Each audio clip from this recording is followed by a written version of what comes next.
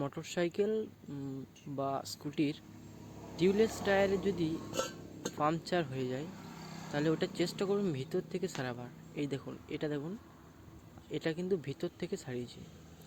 উপর থেকে সারালে কি হবে, উপর থেকে সারালে টায়ারে কিন্তু লংজিভিটি কমে যাবে। কীরকম লংজিভিটি কমবে না, হাওয়া যদি একবার ভরেন কিন্তু খুব তাড়াতাড়ি হাওয়াটা কিন্তু কমে যাবে আস্তে আস্তে। সেটা প্রথম হয়তো হবে না, পাংচার সারার পরে কিছুদিন যাওয়ার পর থেকে কিন্তু ওই সমস্যাটা দেখা যাবে। এই দেখুন, এটা দেখেছেন, এটা কিন্তু এটা কেটে গেছে, যার জন্য আমি ভিতর থেকে সারিয়েছি। এটা ভিতর থেকে না সারলে কিন্তু এটা হবে না। যার জন্য যখন ব্রেক ঢুকবে বা অন্য কিছু পাংচার হবে তখন ভিতর থেকে সারাবার চেষ্টা করবেন। ভিতর থেকে সারালে কিন্তু আপনার এই সমস্যার সম্মুখীন হবেন না, অনেক দিন যাবে টায়ারটা আপনার। আর যদি উপর থেকে সারিয়ে দেন তাহলে কিন্তু 4-5টা যখন পাংচার হয়ে যাবে তারপর থেকে কিন্তু আপনার সপ্তাহে 3 দিন হাওয়া করতে হবে।